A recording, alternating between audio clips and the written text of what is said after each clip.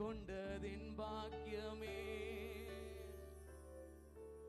இதை விடவும் பெரிதான மேன்மை வேறொன்றும் இல்லையே. எத்தனை பேர் சொல்ல முடியும் ஆண்டவரை பார்த்து?